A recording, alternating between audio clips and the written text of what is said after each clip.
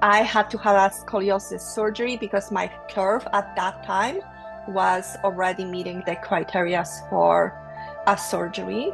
I was meeting the criteria for the surgery. So at 16, I was in hospital for 6 months, Mm. again, away from the family. Very, very serious, complicated surgery. The surgery was, from what I remember, 8 to 9 hours long. Wow. You in the ICU for 2 weeks lying down. It's part of me, part of my body. Why I love sharing about scoliosis, my fusion, and the pain I went through is because everything I went through doesn't mean you have to live with pain. Like, this is such an optional concept for anybody.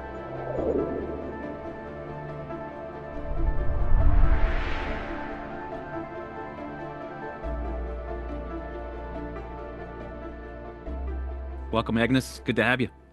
Thank you. Glad to be here. Super excited. Yeah, me too. Let's get right to it. Tell us about the shit storm that you went through with symptoms. And I you know love what? this question. And give us details of all the Okay. horrifying shit that you went through, if you can remember all the symptoms, Yeah. tell us all about it. Here, there's no not talking about symptoms. Here, we like to talk about symptoms. Okay. So, it's been a while. So let me make sure Yeah. I remember them all, right? Yeah, And I might be jumping between the stories because, that's okay. being and doing this work, I see, looking back, I see as a child how many issues, like how many signals there were already in my childhood. Like, I was somebody who, as a child, has been hospitalized very Mm. often. And back Yeah, then, in like late 70s, early 80s, the medical procedures and testing wasn't as nice as it is right now, yeah, right? And very often when you're hospitalized, it's not like you have your parents staying with you. So I'm back, I'm from Poland. yeah. Um, the hospital wasn't in my town. My parents had to leave me there for a period of time to do the testing and everything. My parents, if they were able, they would visit me, and very often they weren't able because they have jobs, right? And other Mm. kids. So you can, like, for me, looking back, I can see already the signals of like neuroplastic pain and anxiety and childhood experiences spiking up. What were you doing in But the it hospital? What was the thing that they were looking at? yeah, yeah. So I had, they were looking for kidney issues. I had none, but they were looking for kidney issues. They were Right. thinking I may have some kidney issues because I was very frequently sick on different types of antibiotics. They couldn't find anything, but I also had a history or been told that I have issues. I could possibly have ulcers in my Mm. stomach. There were never any found, but my dad had them. And because I was very nervous, very anxious child, um, right? I had different nervous tics when I was growing up, a little bit later in life, but like all of these neuroplastic symptoms and my personality was showing up even like in early ages. Um, my parents separated, my mom Yeah. came here. So like a lot of different, even like abuse, and like I don't want to get into that too much, but there's been a lot happening when I was little. Yeah. And it wasn't really until I started doing like pain reprocessing therapy, until I started working and getting certified and then working with clients, that I reflected back and I understood how that childhood played a role then in my chronic pain and in my symptoms. Mm. So, moving fast forward, and like I often talk about my story, starting with my scoliosis diagnosis. So I was diagnosed when I was 15. I had to had a, sorry, let me turn off my heater here. I had to have a scoliosis surgery because my curve at that time was already meeting the criteria for a surgery. And for anybody who's not familiar with scoliosis, what this means is your spine is not only, very often it's a C-shaped, but it's also curved, right? At the pelvis. So, you have some muscles, deformity. Um, I was meeting the criteria for the surgery. So at 16, I was in hospital for 6 months, Mm. again, away from the family. Very, very serious, complicated surgery. It's not something you go for like an hour to the hospital. Like Mm. the whole medical prep before surgery was very extensive, 4 months. long in Mhm. terms of like physical building up the body to be able to actually sustain. The surgery was, from what I remember, 8 to 9 hours long. Wow. You in the ICU for 2 weeks lying down. So back then, this is like 93, Hmm. like the medical model was a little bit different. And back then in Poland, they weren't as far advanced, like as advanced as here in Canada. If I was here in Canada in 93, I probably may have been the same surgeon may have been that. It's kind of, hard to tell. But my issue really, that's where my issue really started. Like I haven't experienced a lot of pain going into the surgery, except the curve, except having that medical diagnosis that it was required. As a 16-year-old, making the decision that this is the best option for me, obviously not really understanding Right. any of the longer term impacts, because as a 16-year-old, I don't think anybody truthfully can, unless, back then there wasn't access to the internet. We couldn't Google what this means 30 Yeah. something years later. So I don't want to, for anybody listening, I don't want to sound it like I wouldn't chose. Like having options, I may have chosen the surgery, I may have not, right? Right. It's Yeah. tough to tell from like 30 something years later if that's something I would go with. I want to say my pain, from what I remember, started about 2 years after. So I had no complications. Surgery was successful. Like all of, x-rays that I have done since show that the hardware is properly, um, maintained within my body. I know the surgeons have done amazing work. I spoke to them before the surgery. I even watched a video on how the surgery is performed going into, because I was a bit Is this for curious life? about Is that. this the hardware It for is life? for life.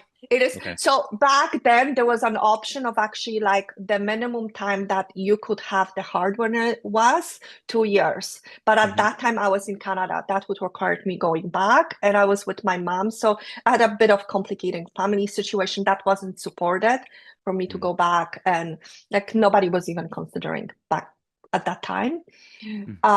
In Canada, I don't think they remove the hardware once you have it. I haven't heard of the cases, but Yeah. back in Poland with the same method, you could. I'm already like 30 something years on. So if you can imagine having hardware on the spine, everything is just It so grows. fused. This is Yeah. exactly, this is like going into like a gold mining expedition probably at this time, Or right? like a tree root Trying, or trees, they yeah, adapt, they totally. grow. They do. They do. It's like it's part of my body. How do you? And Mhm. looking at the benefits and everything, like there's really, to me, I don't see any benefit. Like I live with it. It's part of me, part of my body. Um, Mhm. part of my story is the pain. So like why I love sharing about scoliosis, my fusion, and the pain I went through is because everything I went through doesn't mean you have to live with pain. Like this is such an optional concept for anybody, as Mhm. much as, and also, I think our medical field, you can find the doctors who will totally support living pain-free and doctors who will support that story that it's normal to be in pain if you have scoliosis, if you have the fusion. And that kind of reprograms your mind. It sets Yeah, it it does. to have those expectations for, living with pain. And that has been like the longest case for me.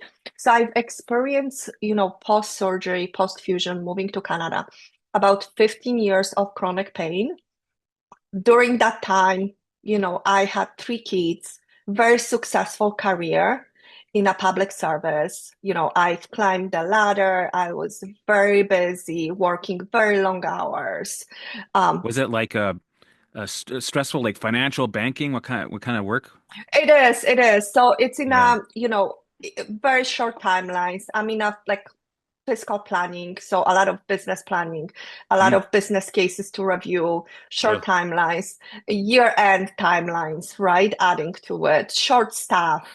Ugh. I've been in different position where I've been like in a position where I was a specialist, a manager, and a director, and I've kind of bounced around Mhm. until the time where I was in the manager and a director role, and my body burned out. Like it just gave up on me. I ended Wow. up in bed And I had amazing manager, a director at that time who was trying to move me in those more executive roles, and he was trying to accommodate me, saying, you know what, you just recover, we'll take care of the job for you. And I like at that time I just saw it's either the job or it's me.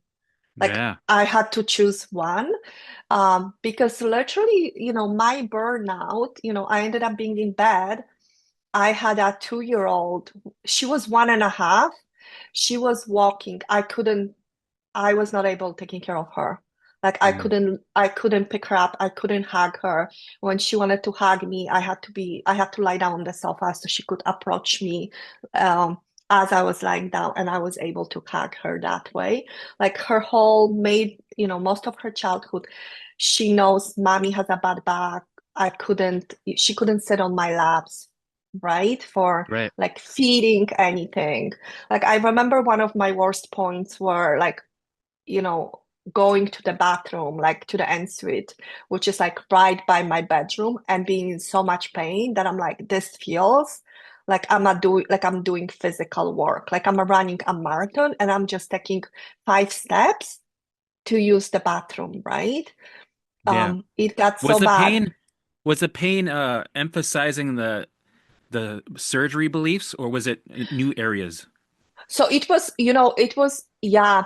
So it wasn't really a surgery, but it was the years in a physiotherapy that I've spent where I've Okay. heard, when I've heard like your spine is of somebody who's 8 year olds. Like when I see you, it's not somebody who's your age.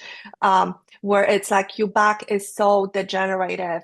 I had compressed nerves. I was diagnosed with neuropathy as well. So there was this medical diagnosis, and like just want to fully disclose neuropathy. Like if you experience neuropathy, it feels so painful, and like there's a test for it. It's not like I'm saying I didn't have it. Like I've experienced all of this, but Yeah. at the same time, I've used the mind body because I went through all the painkillers I was given. I ended up in depression as one of the, painkillers that I was given, and Hmm. nothing was working. So I really was like one of those people that I had nothing else left to try. It was this or nothing, right? And the options that medical field was giving me were really extending my fusion from my neck to the pelvis. And what comes with that is full disability, like right away. Like you're not able to tie your shoelaces. Like my back is fused, but I still have neck and my lower back that are unfused. These are the two areas that, Nice. so, it's not full spinal fusion. It was really a lot of beliefs around, the pain that I had streaming from physiotherapy and streaming from like really well-intentional people. Like I don't wanna like this sound like Yeah. people didn't know what they're doing. They were trying their best to help me. Like it wasn't one clinic that I worked with over 15 years. You can imagine I was searching for anybody under the rock who would help me with scoliosis, with spinal fusion, who could help me because like I was approaching this from very structural point of view, right? Yep. Like I must have somebody who's really understanding my spine to help me.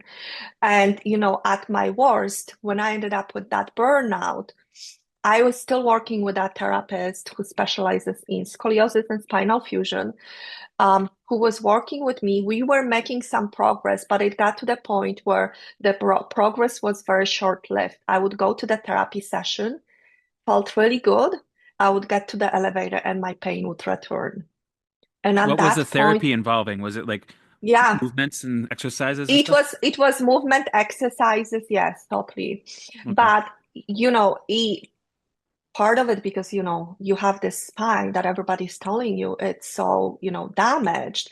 I got to the point where I was questioning whether I'm reaching for a coffee mug from a shelf to make myself a tea, if that is causing my pain, where I was afraid of bending down and picking up something from the floor because my core muscles are not supporting my spine, and this is where the pain must be coming from, right? Yeah. So all the sessions were, you know good intentions on everybody's part, but they were just reinforcing my anxiety. They were reinforcing my pain beliefs. And I think that, seeing a lot of people going through similar experiences with chronic pain and with the scoliosis or, even, neuropathy is it's that scanning for seeing if the person already has some pain beliefs, if the person's already afraid of the pain. And I see this work being really crucial in almost like do before you do the therapy or at the same time. Because, Hmm. I don't want to dismiss in some cases, like there's rationale for physical therapy. Once I've healed, once I came out of the burnout, uh, I've been into car accidents, right? So my issues resurfaced Right. after healing. So it's I Were they really do. severe accidents? Yeah, oh, great question. So I'll tell, in terms of car damage, they were the same in terms of insurance, how much we had to, how much the insurance had to cover in terms of replacing. But in terms of how I walked away, they were totally night and day. So the first car accident I've been after I healed from the chronic pain using the pain reprocessing therapy, it took me about 8 months to heal from that burnout going into the car accident because I already knew about pain reprocessing therapy. I felt like I've already been starting my certification. I'm like, 8 months, it's too long. Why don't I do it in 4 months? But I'm like, 4 months feels like a chunk of time. I know the steps. I know how to do it. Let's do it in two. It took me 14 months. So talk about putting pressure in terms of like you want to heal fast, right? You don't Hmm. want this to have like impact on you. So it's this intensity and kind of like hidden agenda behind your healing that sometimes we bring into or into the game, right? And then that second car accident that I've mentioned to you, I walked away. So as I've mentioned, in terms of car damages, the same. Like they were like the insurance had to pay in terms of like fixing the car up. But I walked away with nothing from that car accident. But what I did right away is I've applied messages of safety. I've applied what I call PRT, Hmm. first aid. And I've also applied a bit of a like anti-inflammatory protocol because when you look at it, car accident will cause some inflammation. So Yeah. I'm like, why not take care of my body And during this beliefs. time? Totally. I'm It'll like, bring so up this beliefs. Yeah. totally. So this doesn't mean like when I say nothing, it doesn't mean I was working the next day. No, I took the time off. I took the time off to see what I need, how to Yeah. relax myself, how to have that time to work through the beliefs, how to regulate my nervous system without adding additional pressure from outside, but just focusing on really, I went through it, but it doesn't mean anything has to happen Are you a as an spiritual? Are outcome. you a spiritual type of Yeah. person? Because I think Mm-hmm. maybe the universe sent you those accidents to get deeper into it to fine tune. Oh, for sure. Like, up until that second car accident, I've been coaching here and there. Like, I believed in that, in the work we're doing, but I wasn't Hmm. like 100% committed. After Yeah. that second car accident, after applying that PRT toolbox right there on the spot and walking away, I'm like, this is so powerful. People need to hear it. Right. Like, this has to be available to everybody. Like, I felt like my mission was solidified after that second It's a car gift. The accident. accidents Yeah, were a it gift is. sent to you. Yeah. That's interesting, Totally. eh? Totally. Yeah. Cool. So then, yeah, after that, you walked away from you fine-tuned Yeah. um, the symptoms. Was there any other symptoms that you might have had that we didn't mention? Yeah. So, when we're looking at the like medical, because I have a lot of medical paperwork. Let's just start with this, right? When you have Yeah. scoliosis and spinal fusion and you've been as a child sick so many times, you do have a lot of medical paperwork. But from that specific time, from that burnout, like I was there and the second car accident, after the third one, I really didn't do anything. I just focused on my beliefs, working through applying PRT, right? But from the first two, I've been diagnosed with neuropathy, pinched nerve, herniated disc, Yep. pinched, all the degenerative disc disease, arthritis, osteoarthritis. Um, I have, adding to this, I had pre-existing that, eczema. I had psoriasis. What else? I'm trying to think about UTIs. I've used this on UTIs a couple of times as well, right? Yeah. Actually, funny story if I can talk about UTI because this is Yeah. pretty cool. I share it with my clients.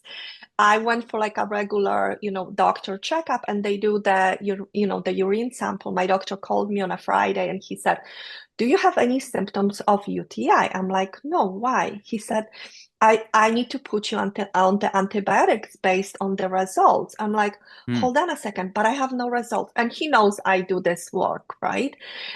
So I've told him, like, tell me exactly why you're thinking I need the antibiotic. And we've talked about it. I said to him, give me until Monday. I'll redo the test. I'll work on it on my own. And if we redo the test and it's still coming up, I'll Good. go and I'll do it. Smart. So within half an hour of talking to him, guess what happened though? I got Did you get the full-blown pain? UTI. I got all Yeah. all UTI symptoms within half an hour of talking to him. And when that happened, I'm like, oh, I see what's happening. I'm like, this is my body now reacting. I'm like, no, no, no, I can deal with it. So by Monday, obviously, there was like no symptoms of UTI. I was good, right? Like he could see there was a change, so it no longer warranted antibiotic. I'm Right, not saying right. it was fully clear. There was still like a bit of work for me to do, Do you think if he but didn't call you that you would have been able to move I through it wouldn't. without? Yeah. Yeah, I wouldn't know. Like I had no symptoms. I had no idea I have UTI. Right.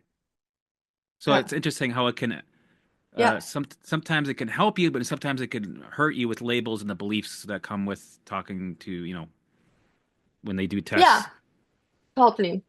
And not to say maybe further down that week, I would felt like, oh, I feel like and I would have gone, right? But it's just interesting how our brain is like a sponge. It can absorb anything and can react to the information that is presented to us or that we present to ourselves sometimes Yeah, through I our think that's beliefs. where um, I always tell people work with your doctor. If you think is your emergency situation, go get checked out. Please do that. But then Yeah. there comes a point where I was going to the hospital 3 times a week to get check everything Mm-hmm. constantly, even though they checked it five Yeah. times already, and I'm still going. It's like, Mm-hmm. where do you find the balance to Yeah. not go? How do you get that? That's a lot of what people, especially with UTIs. That's the biggest question I have with women is like, Yeah. well, how do I make that decision? Do I challenge it? But what if, right? Yeah, yeah. And I think it's hard too because like, if you have a doctor, so it really depends on your situation. I have clients who live in very big cities where they don't have access to like a regular family doctor. And for them, I see they're a little bit more laid back in terms of double and triple checking.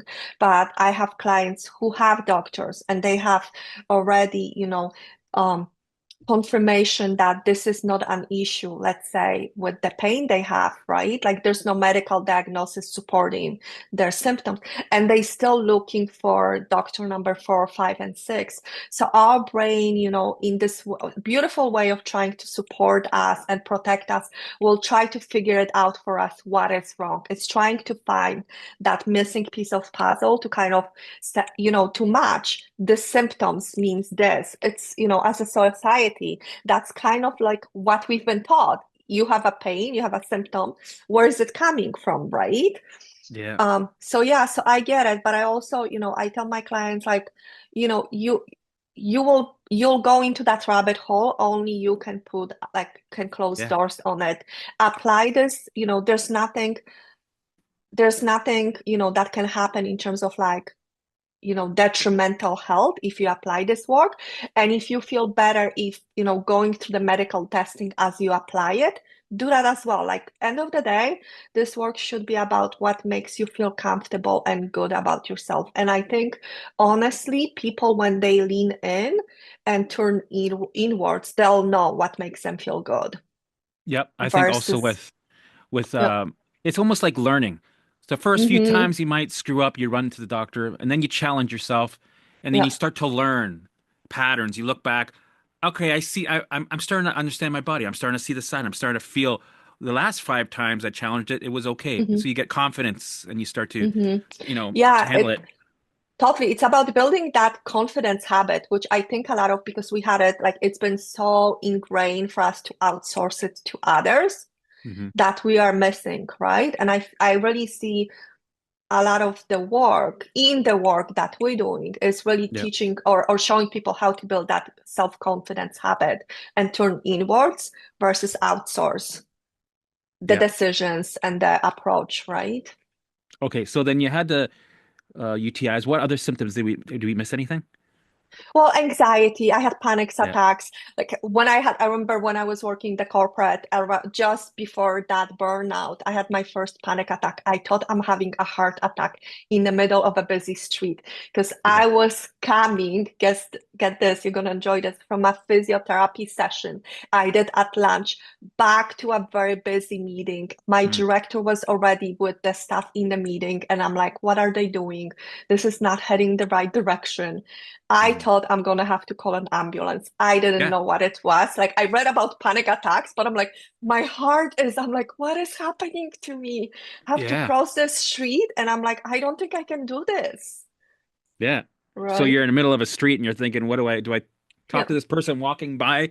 Can you get me yeah, an ambulance? Can you? Oh man, yeah, been yeah. there a thousand times. It's It's horrible. the worst. It is, it Yeah. is, it is. Like n now looking back, I'm like all the signs and kind of like symptoms for that burnout escalation were showing. When I was in my worst, when I talk about like I often talk about being in bed, but literally I felt, and like I know people probably will relate to it. I felt pain like everywhere through my body. I felt in the gums of my teeth. I felt in my eyes. I would even Mm-hmm. tell you I felt in my hair. Like there wasn't a part of my body Mm-hmm. that felt like there's no pain, right? Yeah. So like although the pain felt like, it was nerve pressing on on the lower part of my body into my left foot, I felt it everywhere. And it was like this, like almost like fire within my body that was constant and never going down. Right. So what was it that changed everything? Mhm. What was it that moment that got you to Yeah. go, huh, maybe I'll try You know this. That what? last thing, before you went there, did you Yeah. do all the rabbit holes?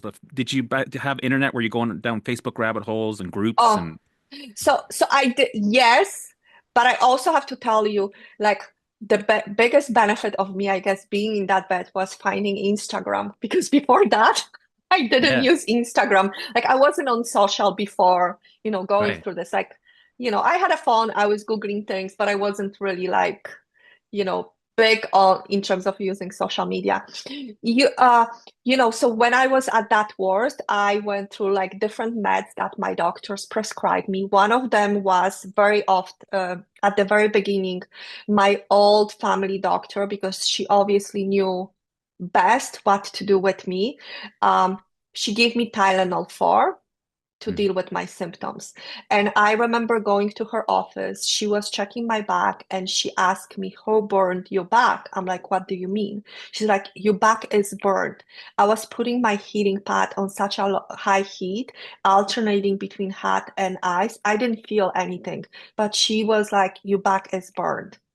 Mm, Right? Like her staff had to help me because I literally was walking, touching the wall because I couldn't straighten up. Her staff was coming, like helping me to get to the car because I mm, wasn't able just to leave her office.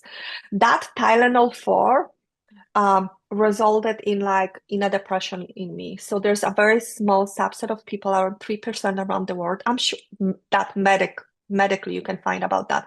I'm sure there must be more, but there's like cases like mine, I'm not reported, that yeah. can actually get depression from Tylenol 4. And when that happened, having small kids, somehow it's almost like I stepped outside of myself and I could see what's happening to me. And I'm like, no way Mhm. that my kids will see mom going through this. Like I have to resolve this. I have to figure it out what's wrong with me. Like Yeah. I cannot go from doctor to doctor.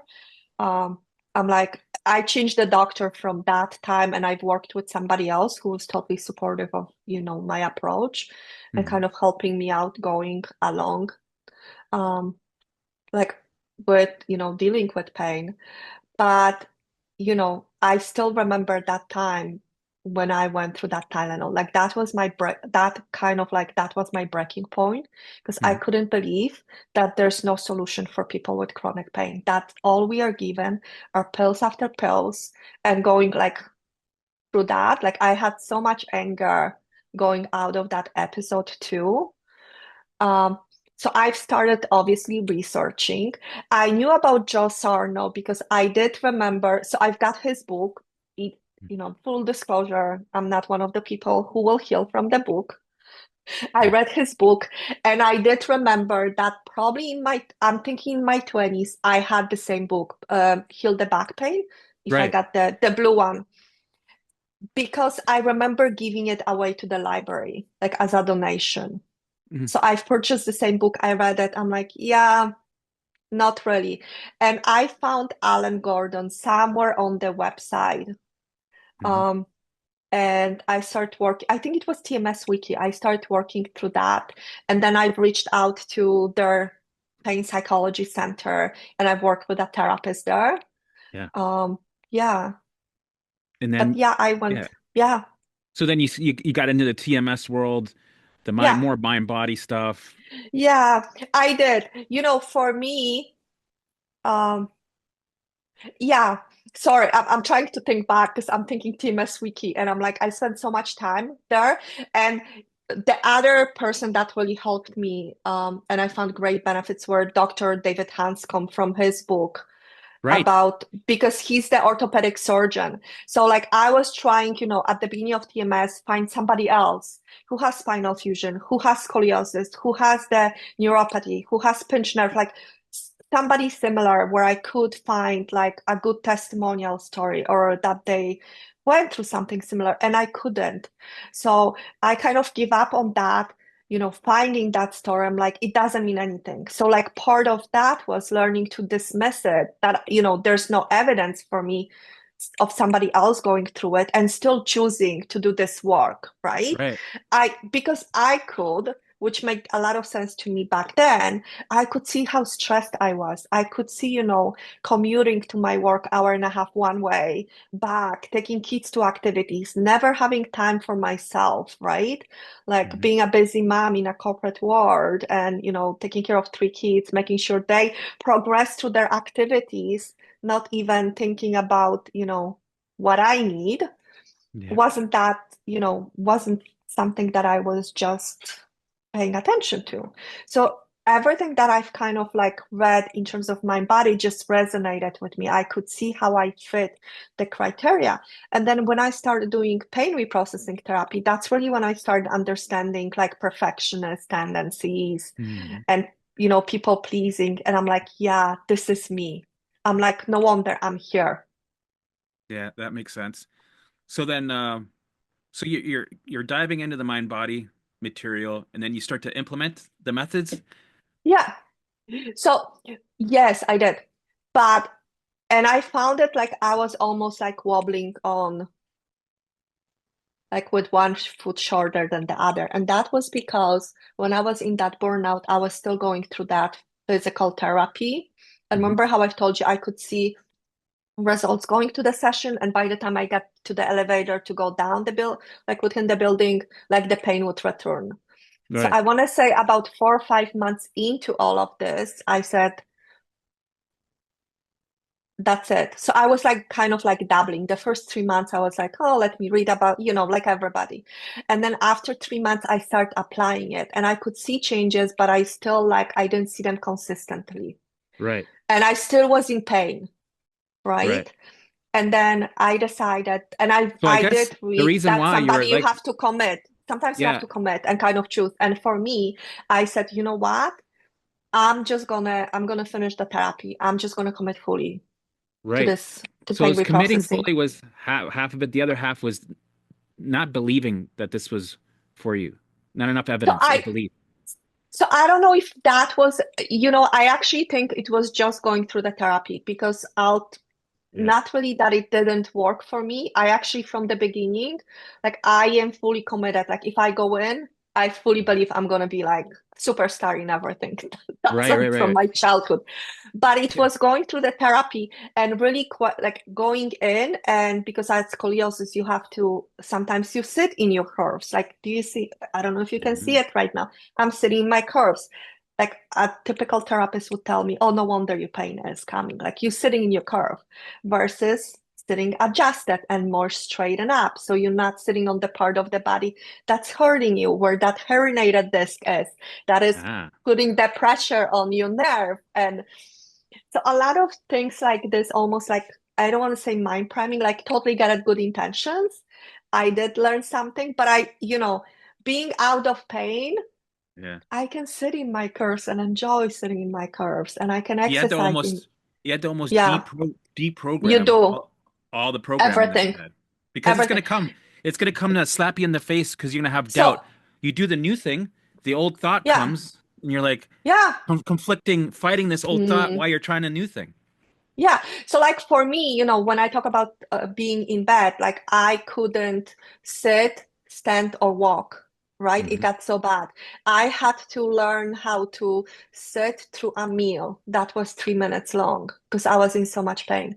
Yeah. I couldn't walk outside of the house. Like my only walking was to the physiotherapy where my husband was driving me and we had to stop so I could get out of the car, stand for a little bit, walk for and go back, right? And because like I had such a small increments, it was almost like the goal of going somewhere was too big for me to do it. So when I started walking, and I'll give shortly tips on how to do it if somebody else is in the same situation. I was questioning whether I'm putting my foot correctly, whether my glute is engaged, whether Hmm. my like calf is positioned properly, because I was in so much pain going through the physical therapy because the therapist would literally walk at me, look at me walking and would tell me, you have to adjust here, you have to adjust here and adjust Uh, here. So you have this perfect walk. So you're using the muscles and your brain is sending the signals to the proper muscles for you to walk. So, at the end of it, I kind of come to this almost like conclusion. I'm like, I was a child, I was walking. How am I all of the sudden not walking properly? And how is everybody in this world walking without pain? Because I see people limping on the street and smiling and walking. yeah. How come I, how Yeah. come I'm in so much pain, right? Because Yeah. You're not walking perfectly, but other I'm people out there are walking wrongly and they're loving it. Yes, and they're all good, right? So like for me, getting into the mind body, getting into pain reprocessing, I start with this, graded exposure and visualization in the beginning.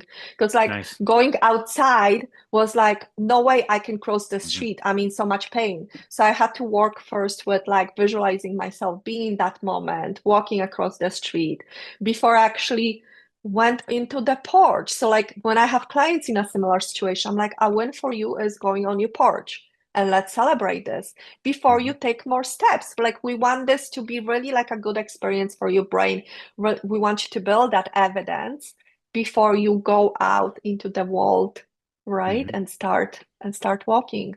Yeah, so it's, a lot of reprogramming I had to go through So in my journey. while you're pushing out Yeah. slowly, I think it's important people to know that you will feel pain while you're doing the Yes, exposure. 100%.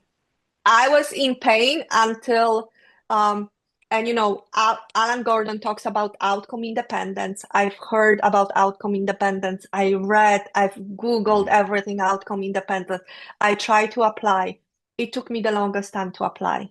Once I've Hmm. applied, once it clicked in, and I cannot explain, it's almost like something lifts in front of your eyes, and you're like, oh, that's what it is. Yeah. Then my healing move forward. Um, but So going for the while you're doing yeah, the exposure, you're feeling the pain.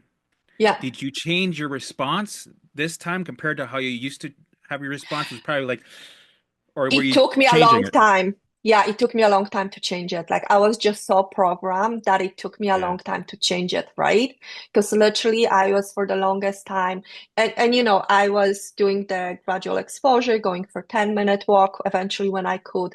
At the 12-minute, I would feel pain. So I'm like, okay, so let me start with 10 minutes and Hmm. let me just enjoy the weather. I'm like, how can I enjoy the weather Hmm. and the sun on my face when I'm in pain? I'm like, but let me feel the sun on my cheeks, right? You gotta start really, really slow.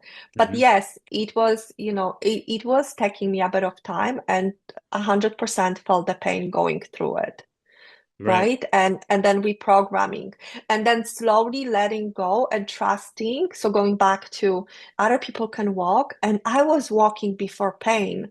Like my body must know how to walk. It's not something that I have to relearn how to do it. So really trusting my body to know that it knows how to walk, how to do the things it's meant to do, versus me putting almost like an idea of what that perfect walk would look like. Because you know, for the longest time, I would walk with my two hands on my butt cheeks, checking in to see if my glutes are firing properly, Right. right? And if they're not, oh, how can I make it better? How can I make that glute stronger? How can I make the, you know what I mean? That movement work for me better. So it's almost like you make a shift to understand that we need to have the pain come up to have the opportunity for change. So it's Hmm. good to have the pain. You need it. Yes. Without the pain, you can't move forward. So it's like it becomes a target to look forward to. So wherever the pain is, that's where we're moving to. That's where we're leaning to. That's what we're Yeah. going to take the opportunity for change, how we respond. Because mostly people think, well, if pain's there, I need to stop. And this is bad. When Yeah. it's actually the opposite. The more bad, the more opportunity for change to the new program. And that's why people quit so Yeah. many times. Yeah. And I think like graded exposure with that can help. So it's not like big chunks of time. You know what I Right. mean? Because like we can Mhm. only handle so much pain. Otherwise, our brain starts spinning and Yeah. going into like totally Yeah, then forget it. different. Yeah. Yeah. Yeah. And then Right. people really quit. Yeah. Yes. Yes. Which we Okay. just, yeah. So okay, so you started doing that and then you started to how long did that take for you to get to a point of somewhat freedom or pain free? Yeah. So, you know, so once I got that outcome independence, kind of like, okay, I can walk and feel the sun and I don't have to pay attention to my really walking. I want to say it took me 2 months, but like the whole journey was 8 months the first time around. And then after car accidents, 14, right? So the Yeah. after car accident, I didn't even like, I don't have a good account for it because I felt like it was dragging. Like I remember sitting on my kitchen floor, um, and feeling like I'm in this pain 2 out of 10, that it's been like I'm months into it. Like, why is it still holding? And then catching Mhm. myself that, oh, because you are still thinking about the pain versus your Yeah. life. Right. You're not doing your life. You're still preoccupied with pain. I'm This like, is learning. hmm, This takes a it learning. is. Like Yeah. technically, the time is almost not important because we need to take Yes. as much time as we need As we to need. really to learn it and understand what is Yeah. happening. Once you learn Yeah. it, for me, it took me three years. Somebody else might not be the same, Yeah. but now I know it. Now I learned it. Now Yeah. forever I'll have the tools. Yeah, and I tell this to my clients all the time. I'm like, the timing is actually like not really that important because we have those lessons that we gotta learn. Mm. Obviously, I haven't learned all the lessons from the first time around. This is where Right, my car accident came in. I still needed to do some integration and some further either purging of the old habits. Like there was still some work for me to do. right.